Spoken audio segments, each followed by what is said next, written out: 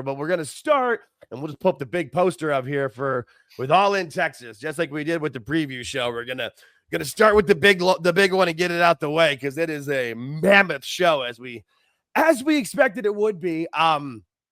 I did watch most of the entire. I didn't watch all of the pre-show closely, but I did have it on. I pretty much woke up and turned my TV on because this started at 11 a.m. my time. It was early. But the pre-show started with and I came in like at the end of this match where it was the 8-man tag with the Sons of Texas, which is Dustin Rhodes and Sammy Guevara with Ross and Marshall Von Erich, which was good. I mean, you've got to get the Von Erichs on a card in Texas. That makes sense. And Dustin's from Texas, Sammy's from Texas. It makes sense. And they defeated Shane Taylor Promotions of Shane Taylor, Lee Moriarty, Carly Bravo, and Captain Sean Dean. I didn't realize that was him. I hadn't seen him in a long time. Just for the record, we're at Globe Life Field here for this event. And looks like I would buy the fact they had 25,000 people there. Yeah, no, for sure. The crowd looked good. I pulled up a crowd shot, but I didn't save it in the pictures that we had because the one I had was a fan shot that showed the hard cam side, and they weren't really going to have people there anyway. Then that's not a knock on AEW at all. WWE will do that too for stadium shows. Yeah, and a lot of times it's the angles too. Like those seats aren't the best spots to get a good view anyway, and they're going to put people in where they're going to be seen. And I thought every time they showed the crowd, they looked good. It looked like there was a lot of people there. It looked like they stayed. It did look like they got a little tired, but I mean, after a 6-hour show, that's kind of to be expected. Tired. I was just going to say, I was at home and either on my couch or in my computer chair, and I was pretty tired by the end of that. And then we still had more show. We had to hit stuff after that. But people of Arlington, Texas showed up. I'll give them credit. Yeah, no, for sure.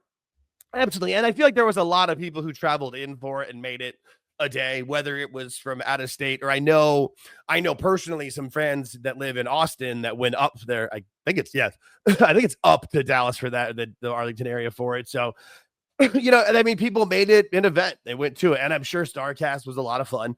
Those events always seem great, and they're fan service. So, but we're not going to rate the pre-show matches as well. We'll rate. We've got ratings for all of the main card matches, but the pre-show matches.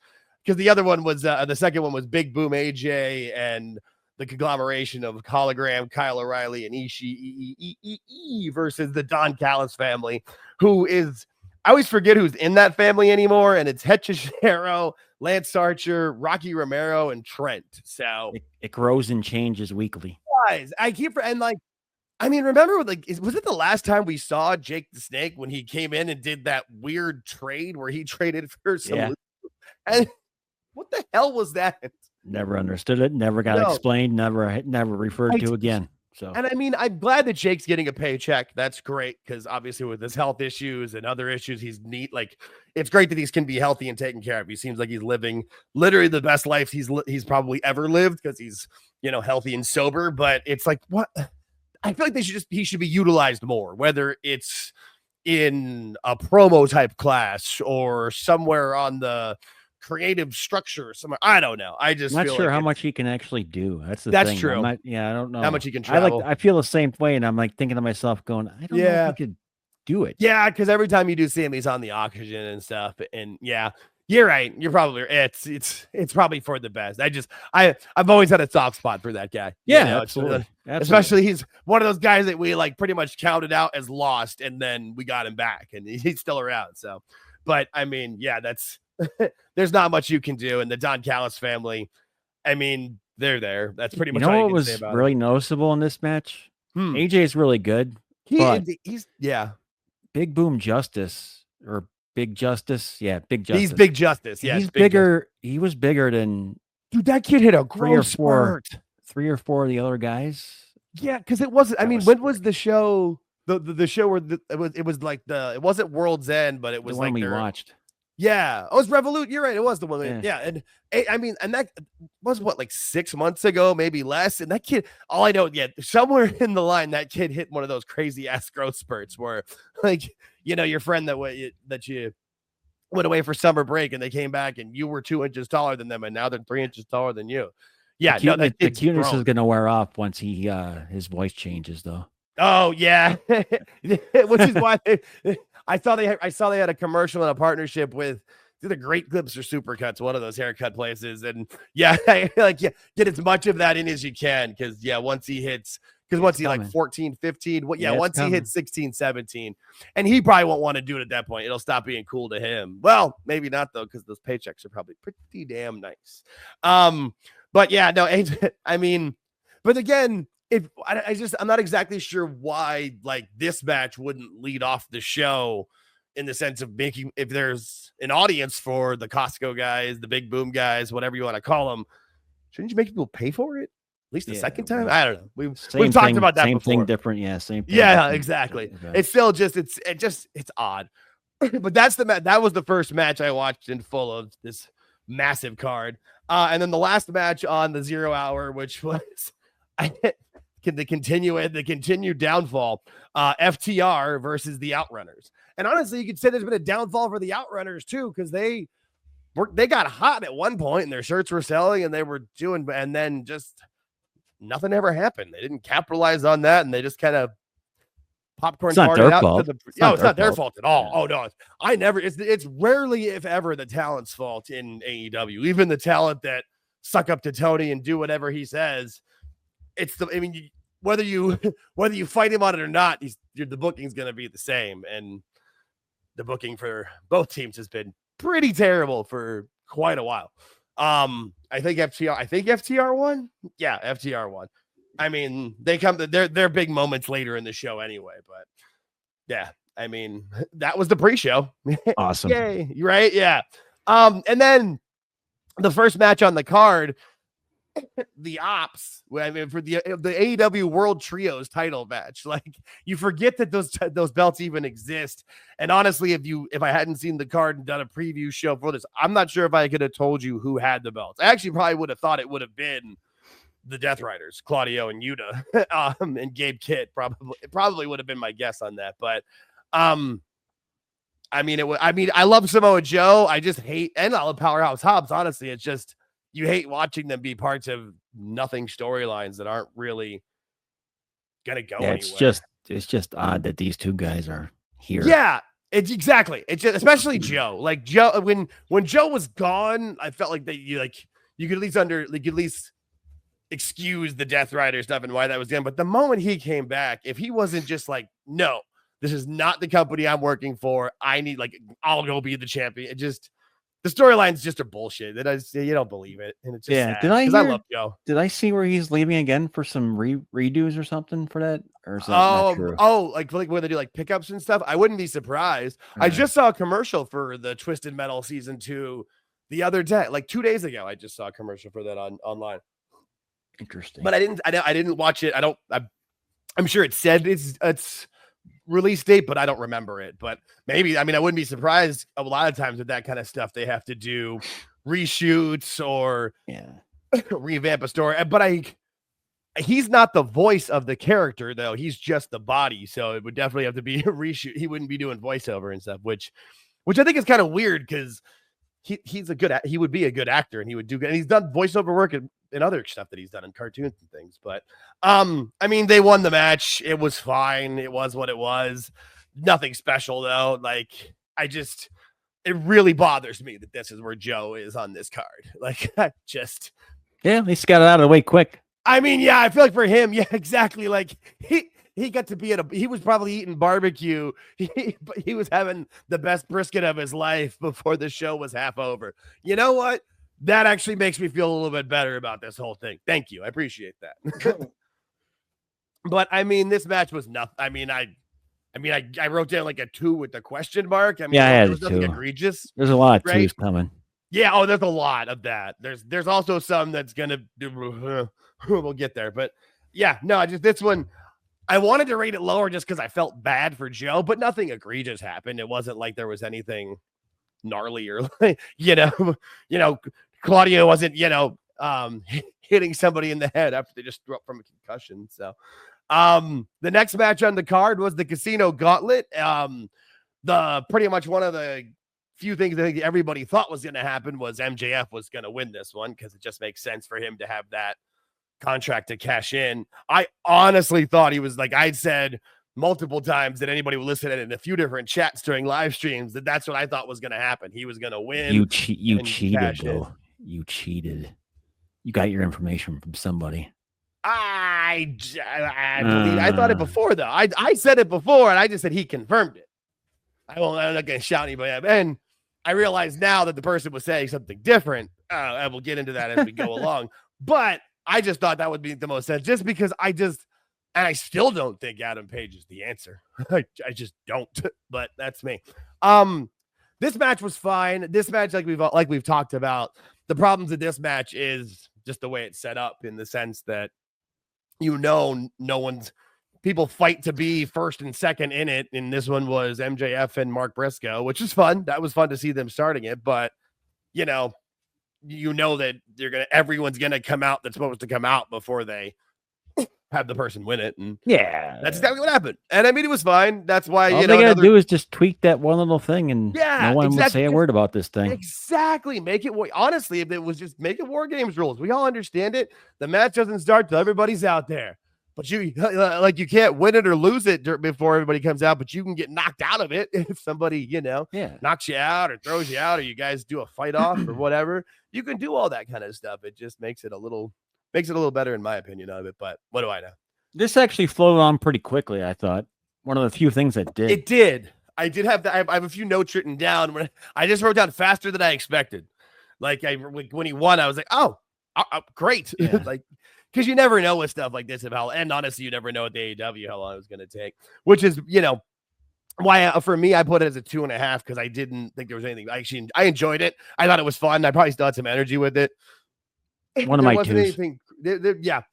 I was Juice Robinson. That's the return. I'm like, there was a return that made me happy. with no beard. Right. And that's why it took me a second to remember what, huh? And then you see the name, you're like, oh, weird. And then you're like, I can see why he has the beard, though. There's something. It's like that meme where there's like a big tough guy and he has the beard, and then the next thing he's got the shaving cream on it. Next one he's shaving it off, and the final thing it's a baby. That's kind of how he looked, Yeah. But I thought it was cool. I mean, it's good to see him back. You always knew. I mean, that would be cool to see him go back to NXT and try to remake it now under the regime, but his wife was the women's world champion going into this show, so doesn't surprise me. But this was fun. My question is a simple one. Yeah, my prediction obviously didn't happen, but he did come back later, right? So half point. I don't. Okay, I'm trying to figure out how to ask it. Why have him come out later and do nothing and not do that same entrance for this? I don't. That would have been nice. Because I was trying to figure out how to grab headlines. That was what you asked me to do. So I'm like, okay, I can do that. And my prediction was Darby would come into this, but he didn't come till later. But he came in through the ceiling, like staying and that would have been cool here, I think. It would have been. And honestly, and it would have absolutely, it would have at least made a headline, because MJF winning it was not a surprise at all. No. And it fit into that story because he had the title shot taken away from him by the guy, and that's where he won the title. That Mox did his, stupid shit that he did. I mean, we can kind of put a pin in it to bring it back later, because the reason I feel like they brought it out the way they did was because they wanted to have their WrestleMania 40 moment, was what they were trying to do for that match. I think didn't really work, but I mean, so they're having everybody come out. But if you were going to have him come out there, lost opportunity. Absolutely. Although, I mean, if you do have him come out and win this one, he almost has to cash in pretty much at that point right away. But again, why not have him do it? Would have been fun. Yes, it would have been. And I would have been right for a change. Yeah. No, that's no. And it would have been good. It would have been. And it would have made more sense. Is really what it would have been. So you would have been right, and it would have made sense. So But all in all, gauntlet match was good. I gave it a 2. Like, it was fine. I had no problems with it. I enjoyed it myself. Yeah, for sure. No, it was fun. The next thing coming up was supposed to be Adam Cole versus Kyle Fletcher again for the TNT title and take it down a notch in the sad moment of the show where he came out and basically retired. I'm calling it his retirement speech. There's the word that he said he was going to retire until cooler heads prevailed. Which I don't understand. Yeah, this whole thing, it gives me an icky feeling, honestly. Like it really does. Just because we talked about it on Spaces too, but not everybody listens to everything. So we'll talk about here in the sense of it. Just why he's got a history of concussions. They do it with Danielson too, where they like fake a quote unquote attacking what we know his legitimate injury is, but you can't really fake a lot of that stuff. Like you can't fake falling on your head. You can't fake a power bomb to the apron. And you can't tell me that happening, what was it, 3-4 weeks ago or less, didn't affect this. I mean, it was by Kyle Fletcher, and that was leading into this match here. Gotta not get so mad. He wrestled a couple days prior to this too, right? Yeah, I'm pretty sure. Like he wrestled Thursday or Friday, whatever it was. In a trios match or something. Yeah. Because he's with his boys, because that was, where, they, Roderick Strong and Kyle O'Reilly came out and gave him a hug after this and all that. So he was fine. So he was fine for that match, supposedly. Yeah. Well, the other thing you hear is that, like, he's the one who had to tell them he wasn't feeling well. So he probably wasn't fine for that one, but he just didn't tell anybody. And, like, I know they have Doc Samson, who's, see, you can't blame a legitimate doctor, there's a lot of passing around here. I don't know. Yeah, no, if he had to tell them he wasn't feeling well, is AEW supposed to notice he's not feeling well? I mean, how's that? I don't know. Yeah, you're right. It's a good point. It's just, but also too, like, I don't know. It shouldn't be wrestling anyway. Yeah, with the history of head injuries and them doing the moves that they've been doing too, like, it's just, and I mean, it's sad to say, but it seems like that, and you hate to say it, but Vince was right. Maybe he should have just been a manager. I mean, we don't really know how true that was. That was one of those things that was reported that because of who reported, that was never really fully confirmed up and things of it. But either way, it made sense then, and and it makes a lot of sense now, unfortunately, for both him and Keith Lee and where they're at. The thing with Adam that I noticed, and obviously you can pick it up pretty quick, his body conditioning from NXT to here has been something to watch. Oh my God. And that's a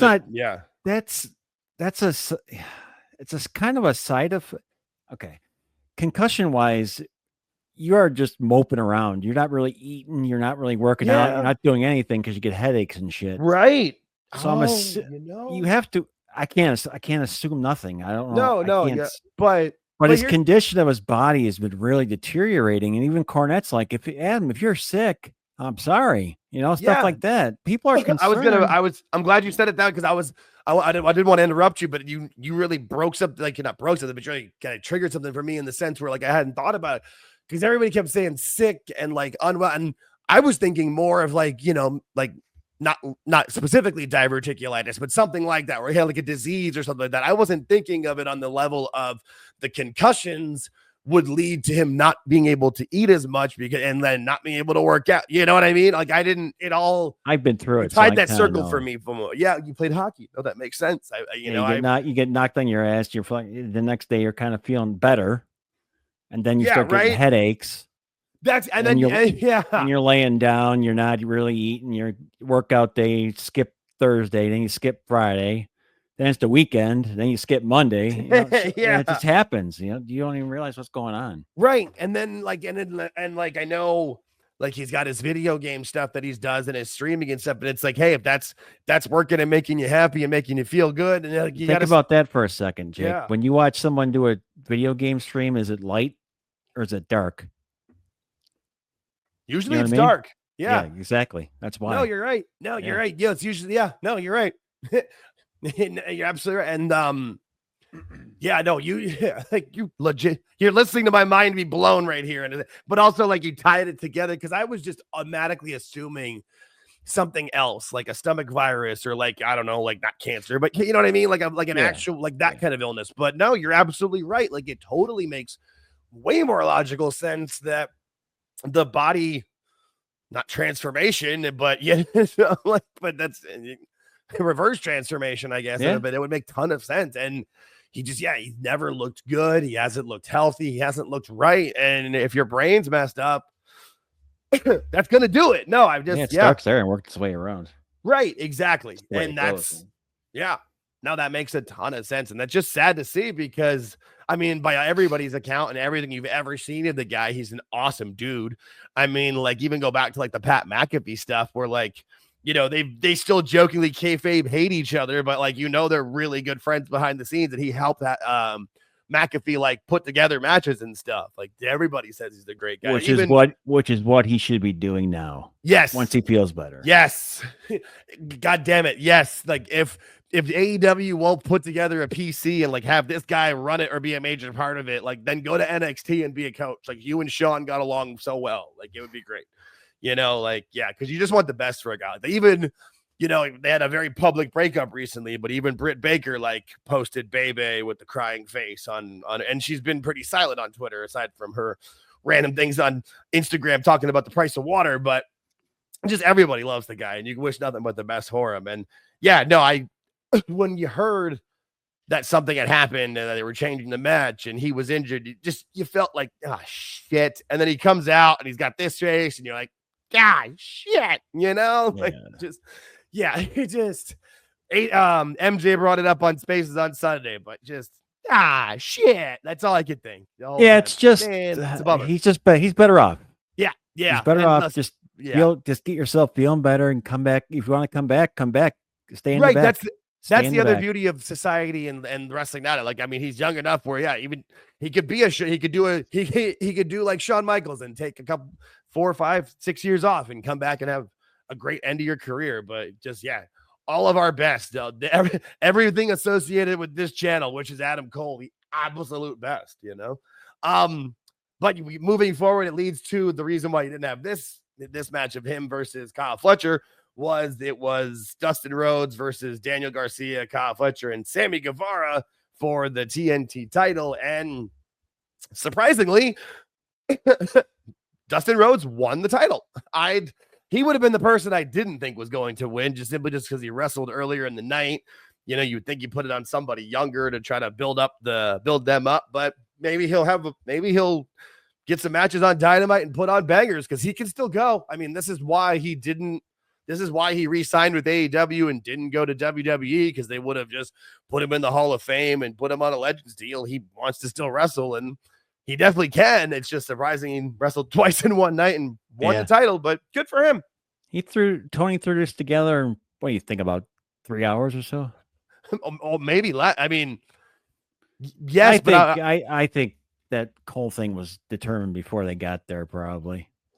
Yeah, before they walked in the stadium, I'm sure I would hope so. Him. Yeah, I would hope so. I would hope they get Friday, but even so, like they had the Ring of Honor show on Friday. Like, how much time does Tony have to put? I'm thinking he probably figured out how he was going to do it, and like the 4 people's going to have in it, and then like anything, just lets them put together their match. But I mean, this match was fine. I was fun. There was nothing bad. Again, nothing super egregious. I mean, there was, like there was the brain buster thing that they try to do, but it was fine. Like there wasn't anything.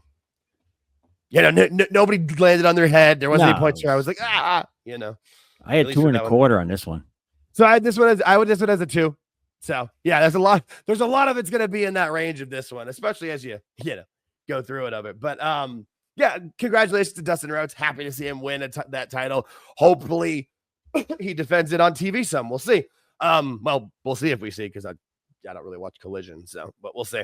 The next match with all these matches and all these winners, we're gonna say, let's see what happens tomorrow night, right, on TV. Yeah, let's see what their follow. I mean, we saw what their go home show was. So their go home shows and their follow up shows don't ever seem to be the best, but we'll see. The next match was the Bucks and the Bucks versus Ospreay and Swerve. This one. This one, you knew what it was going to be going into it. Oh, it exceeded what I thought it was going to be. I thought it was going to be a jumping jack finale, and it got worse. It started with the world's longest entrance. Like this match had entrances for days. Like I made a sandwich, and like the entire I just sat back down, and the entrances hadn't finished. I'm like, I thought didn't make it that fast. For those that do complain about WWE's entrances, at least have the same common courtesy to throw it this way, because this one was. I mean, I went outside. I think I told you. Yes, when I talked to you. When I talked to you on the phone, I'm like, I went outside and got sidetracked doing something. I came back and thought my feed froze. Is it still going? No, I was in the kitchen and you're like, it was Ospreay's law. I mean, I got it. They were doing the Japanese. I mean, his favorite game's Assassin's Creed, and the most recent one is set in feudal Japan. Like, basically, they invented that game for him. I understand. But good Lord, that entrance seemed like it took forever. Like, just forever. And then everybody else is like, well, hold my beer. I got to do that too. And then, like you said, the jumping, like, there was that part where they just were super kicks and Canadian destroyers and no one's selling anything. Dude, when all four were in the ring together, they had, let me think real quick. 1, 2, 3, 4, 5, 6, 7, 8, about 10 to 12 moves between the four of them. Yeah. And then and no one sold a thing. And then all of a sudden, the last move, all four are laying on their back. Yeah. That's the one. That clip. So somebody posted that clip on Twitter, and I just reposted my eternal quote for this company: if they're not going to sell, I'm not going to buy. And for me, the tweet went semi-viral because a few different people retweeted it, because people I'm starting to get people are starting to buy into that theory. I had a few different people like, that's the most logical take that anyone's had on this company, and it's like, well, yeah, because look at it. You just watch it. It's just they're like super kicking circles, and then the Bucks each do a Canadian destroyer to Swerve and Ospreay, and they pop up, and Ospreay does like the fighting spirit thing, and it's just the pop-up thing was weird. Like, I get that there's points of no selling, but like every not company there. only exactly, and every time, like, people remember, like, oh yeah, Hogan did it. Not like anybody else in the company really did it. Maybe like headbutts with Samoans because they got hard heads or whatever. But and like in WCW, it was Sting. That was it. Like, it wasn't like everybody was out of, and then Goldberg did it later. Like, but just the amount of no selling, and then like you said, they all of a sudden sell like the weakest part of it, and then it's gonna end in a roll up. Like, no, this match really bothered me. Like, I have a question. I knew it was going to, but it happened. No, you're good. What's up? If you ever been in a fight, like an actual fight, okay, and you throw punches, 5-6 minutes, you're brawling around, you're done throwing punches. Do both of you lie on the ground backwards and just lay on the ground on your back and take a couple minutes to relax? Yeah, no, everybody does. Everybody does that. Really, just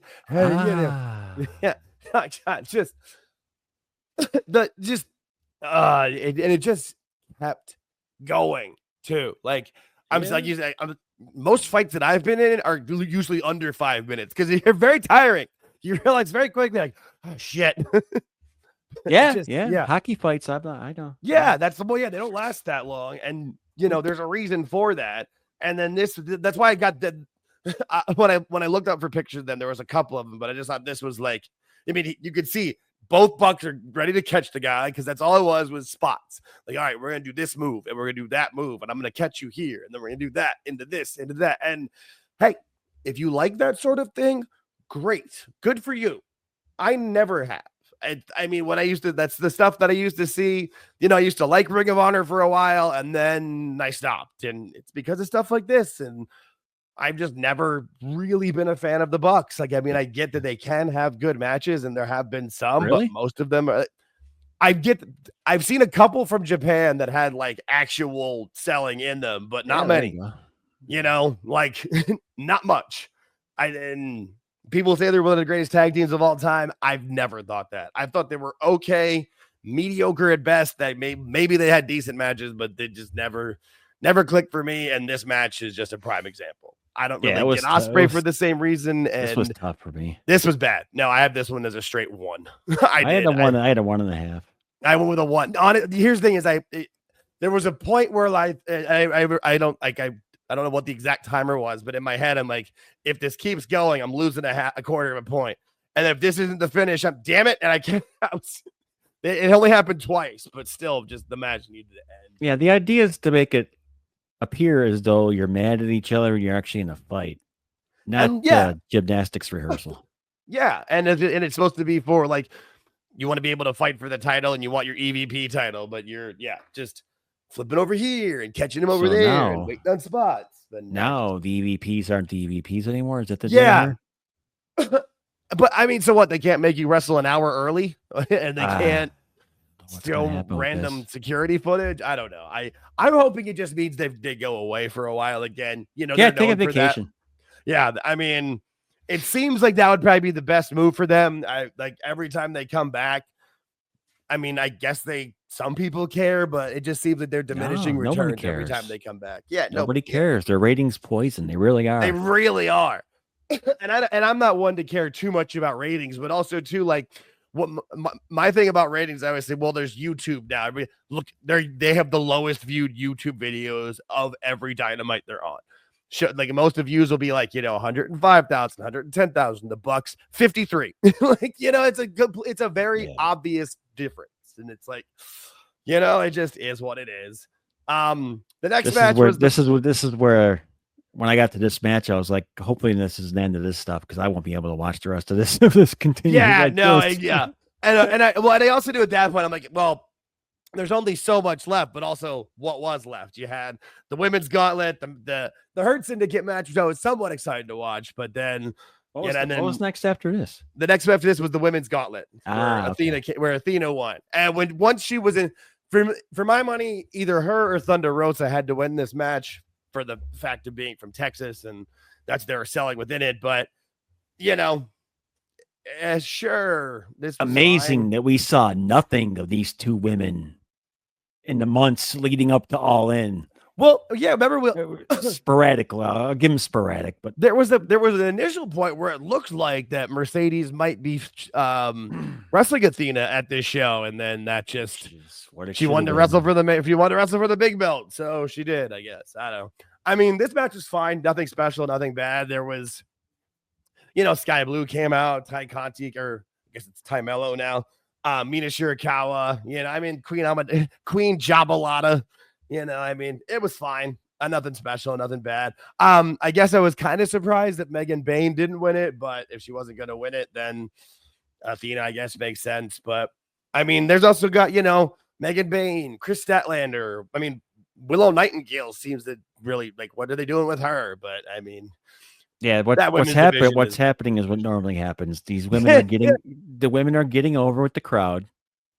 They're popular. People want to see them. So of course we won't see him, and they will become unpopular. Yeah. So then he'll book him on Collision or Ring of Honor, where no one will see and no one will care. I think I asked you before we started the show, are we going to see Athena tomorrow on Dynamite? And I said I hope so, and I'll stick with that answer. If I had to say yes or no, I would say probably not, just because. This company's terrible with follow-up. I feel like there'll be so many there'll just be matches that they'll put together that for no real reason. And there might be some follow-up of some things, but we'll see. I would hope so. I mean, you had the biggest crowd that you've ever had in the United States at this show, right? As far as or maybe I think so, bigger than the Arthur Ashe one. Ride that wave. How many? I mean, I know that WWE technically stole the weekend or whatever, but don't worry about that. Your fans liked what they liked. Let them celebrate that, but we'll see. I would guess not, though. I would hope so. I really would. I would hope so. I really hope so, but I would doubt it. But I'm hoping. We'll see. I will watch. Don't they start the residency in Chicago this week? Oh shit, they do. That is this week. I thought. Yeah, you're right. I was just thinking, where are? Yep, you're right. Yeah, at the Aragon Ballroom, I think. Yeah, I mean, hey, we'll see. That'll be I had a 2 on the gauntlet here for that's what I had. Straight, nothing bad, nothing great, nothing bad. It was fine. Again, it didn't go as long as it could have, which was also good, but nothing special. The next match, again, is what it is. But Bobby Lashley and Shelton Benjamin, the Hurt Syndicate, versus the Patriarchy of Christian Cage and Nick Wayne versus Jet Speed, Kevin Knight, and Speedball Mike Bailey, everybody's favorite Hong Kong Phooey. Yeah, he's rough. That match was what it was. The biggest thing of what had happened was the Patriarchy turning on Christian at the end of the show, at the end of the match, with FTR coming out to give him a concerto, and then Edge came back. Woo! And then said, go find yourself. So I guess we're going to get them, Edge and Christian, reuniting in AEW. Yay. But the match is fine. Yeah, he's actually said, Edge himself, that after he wrestles, he has to take like months off to heal. That's where he's been. He's not hurt. He's the last time he wrestled, he has to take that time off to his body recover. All right. Well, that's a bit long. Yeah, no, I mean, I know that he took a lot of years off, but there was a big reason why. So I know people are like, oh, well, he's not, because he's in his 50s, but he's only wrestling age of 40. No, his bump card is full. Yeah, I mean, you hope they can have some decent things together. It'll be fun, I guess, for the nostalgia of it. But how much more nostalgia does AEW need? Yeah. They really need to get one match out of this, and that's going to be it. No, seriously. You're right. Like, no, you're right. And they don't even have the Hardys anymore to have that. Yeah, no, it'll be them versus FTR. FTR will carry it because they are still good in the ring, even though they're complete goofballs outside of it. But yeah, no, I mean, this was fine. Again, nothing special of this match. There were some points where, like Shelton had to sell for Speedball a couple times. That just hurts my soul. But the right team won. The Hurt Syndicate won. If they hadn't have won, I probably would have rated this match as 0, but they did, so I went with a 2. Yeah, I had a 2 as well. Yeah, it's just strange seeing Bobby Lashley having to do stuff like that. I mean, yeah. If they went in and just destroyed their team, that'd be fine. Like squash it, but they don't do any of that shit there. So that's fine. No, you're right. You're absolutely right, and that's why. Yeah, no, it's and that's why I just rated it with a 2. Like, it's nothing special, nothing great, but it's what it is. I just and Shelton Benjamin too. Like, I mean, is there a better athlete, front to back in that company than him? Probably not. Like, even at his age, but I mean, is what it is. The women's title match was the next match with Toni Storm versus Mercedes Moné. I will say this was probably the surprise of the evening, because in no way did I think Mercedes was going to lose, but she did. Wow. Yeah, I got nothing else. I'm just surprised. It was very interesting.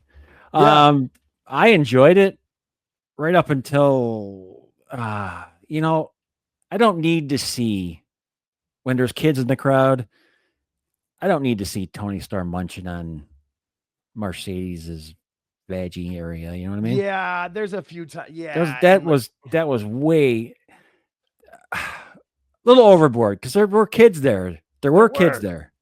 And how do you explain that? As a father, if I have my 10-year-old son in the crowd and my son asks me, Dad, what's she doing? How do I answer?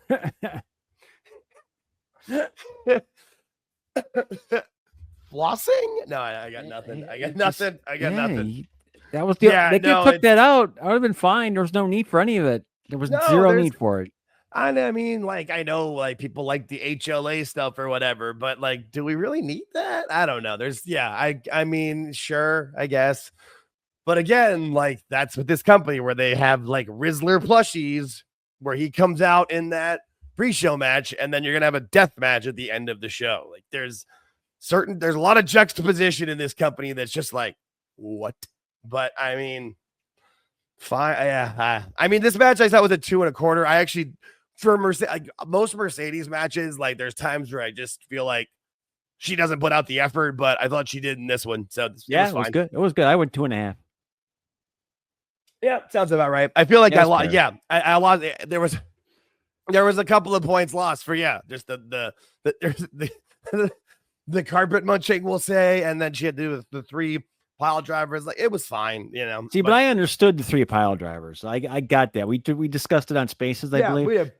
I understood the 3 pile drivers because it's a champ, and I got it. I was okay with that one.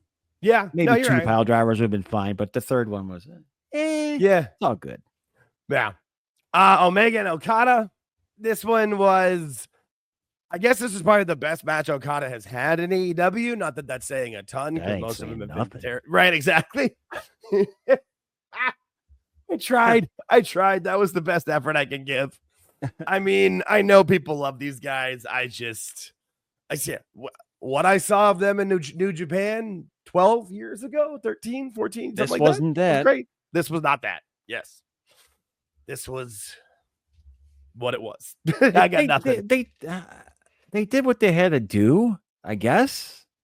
I mean, the crowd loved it. Yeah. So you gotta appreciate that. I mean, they got what they got the reaction they wanted. They're both older. I mean, it's just and they're both older, people, and they're older in their like with what they've been as older too. Especially Okada, because Okada, that Japanese, well, Kenny too, because he was there. Yeah, exactly. That's Japanese both style of them are destroys your body, and that's what we're seeing too. Of like, that strong style, like, and that's one of the reasons why it's hard for me to try to like that kind of stuff too, because it's like is this what we're doing? Is this what we're doing to each other? Like, I don't know. And I don't want to see people like that can't walk when they're in their 50s. Like, I don't want to see that for regular people. I don't want to see that from wrestlers. Like, it's not enjoyable for me. Like when you when you see NFL players that played in the 70s where they didn't take a day off and you rubbed some dirt on it and ran out there. Like, maybe that wasn't the best idea because you can't walk now. But these guys aren't going to make it to their 40s before you start seeing that stuff. And that's why watching some of the shit that Darby does, you're just like, come on, man, don't do that to yourself. But I mean, I guess they can do what they want. They did well. I gave it 2.25. Yeah, exactly what I had. I had 2.25. I was hoping it was going to be. I mean, I was ready to give it a really low rating because of what I thought it could have been, but it was at least better than that. But so that leads us into the main event. We'll at least get this crowd shot that we got. I mean, it is a decent crowd. It's got the hard cam side, don't worry about. But I mean, they had a good crowd there. It did look good. I'm sure they were all happy that the roof was closed in the Texas heat. But yeah, Hangman Page versus Jon Moxley in a Texas death match, which wasn't really a Texas death match, but whatever. Which I learned something new about. You can submit in a Texas death match, which I never knew before. Right? What the hell was that? Yeah. But I mean, the moments of this match, the match was what it was with the bed of nails and the other blood stuff that I'm not going to show because we're not monetized yet, but I don't want to get demonetized once we do monetize. Good entrance by Hangman. I enjoyed that, by the way. I called you and told you that. Yeah. No, that was good. Because I had it on, but I had it on mute during that because I had the other show on for that. And so I thought the woman was singing, and you're like, no, she whistled. I was like, oh, so I rewatched it. I thought it was actually pretty good. It was cool for what it was. I still think the one in Minneapolis was cooler, but this one was pretty good. But I mean, this match was for the moments of, like we mentioned earlier, Darby returning and coming from the rafters. I mean, coming nice and slow. Thank you for being that and being safe with it with that giant carabiner on him. And then when you do this spot here. You notice when Sting did this spot, he was always wearing a jacket. Yes. There's a reason for that. Yes. Yeah. And and if you watched it too, like the hook came out or the cord came out in between his neck, like from the jacket, like inside. Right. So you can get it off quicker. And then he would pop the jacket off. And yes. Yeah. Darby needs, even the pink jacket would be fine. I would say a trench coat would probably be better, but the pink jacket's fine. But I mean, they do what they do. I was going to see him think back. Of the aesthetics of the thing. You know what I mean? Absolutely. Yeah. Especially with this look. I mean, yeah. With his size, he looks like a child on one of those swing things at the fair that spins around and goes out. Like I wish I knew what that was called, but that's what he looks like. No, damn it. You're right. Yeah. And then Daniel Bryan came back and jumped out of the ring and onto his head. And that horrified me. Why? I don't understand. Like, I get why you have him come out, but just do the kick, man. Like the running knee. We don't need you jumping out of the ring and suicide diving, please. Just please. But in the final match of it, or the final part of it, Hangman actually beat Jon Moxley. He got him with the chain, threw him over the rope and choked him out up there, and he tapped out. Which, yeah, like you said, a Texas death match, he should tap out and then have to answer a 10 count was what a Texas death match should be. But I don't think you can actually tap out at all. I think you in could a Texas death match because it makes no sense. Why would you tap out then can't answer a 10 count? That's a good point. That is a valid point. I guess you could choke somebody out. They're supposed to have, but yeah, you're supposed usually their pin and the 10 count. Yeah. But even so, what they do is a last man standing match, Texas death match, and you're not supposed to be able to tap out in that either. But whatever. I mean, it was a decent visual. It was a cool visual of Hangman actually hanging him and him tapping out. But so a little something funny about this one. Okay. I had stopped watching this match or this event because we had to go do the we were doing Saturday night's main event with Phil. Yeah. And so I turned this off and I came back to it the next day. But as I'm watching Saturday night's main event, you three were still watching this. So all I'm getting is, oh my God.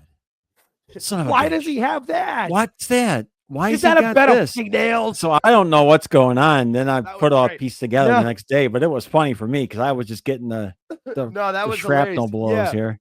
Because I had with where my setup is, I got dual monitors. So on one of my monitors I had Saturday night's main event, and then on my TV I had All In, but I had my headphones on listening to Phil, so I had everything muted. But yeah. It was B, Phil, and JJ from the White Heat podcast. And yeah, the three of us are just yelling. Because at that point, too, we're 6 hours into the show, and you're just like, what is going on? And they brought out the bed of nails and the barbed wire chairs and the barbed wire tables and it would not end.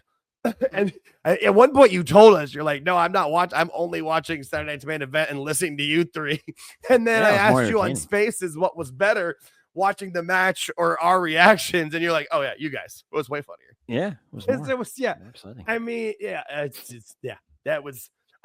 here's the thing, like I had to watch All In live because I just knew I wasn't, I just put it on and I watched because I knew I wasn't gonna go back to it because it was painful. But I actually went back and watched it though. I give myself some credit.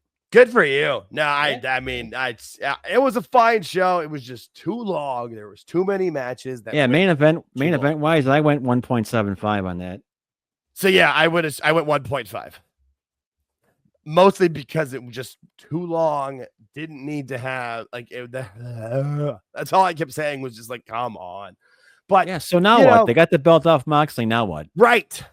And is Page is the answer. I get that's where I was. That's why your thought of Darby doing what they should. You were absolutely right, especially if he was going to be on the goddamn show anyway. Have him come in. Okay, maybe don't have him cash in. Maybe threaten to cash in or something. But I mean, someone comes knocks him out before he cashes in. But I think I think it was probably the best bet is he cash in and he wins it because he would at least it's something different. Hangman's already had the belt.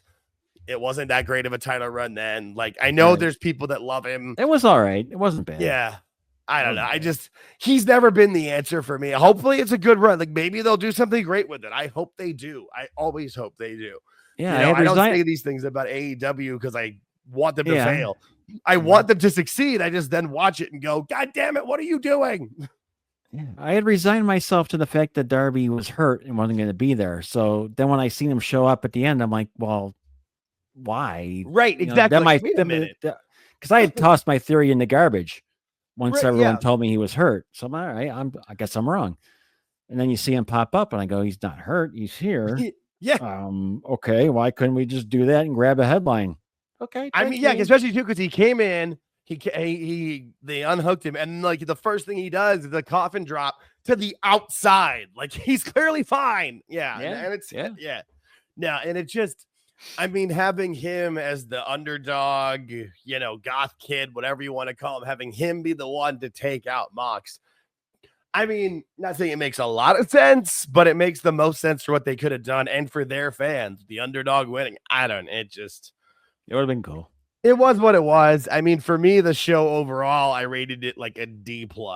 I had it. I think I told you I had it at a B up until the Bucks match. Then it started going down, and then it just kept dropping. Yeah, where did you end? It ended up at C-. All right, C-. All right, so C-. I got D+. It's a passing score, and you pass. Just gotta do better moving forward. You know, gotta do better moving forward. And maybe tomorrow they will follow up. I just don't think they will. We'll see. We'll see. But that was our AEW All-In Texas review. So that was we watched it, so you didn't have to.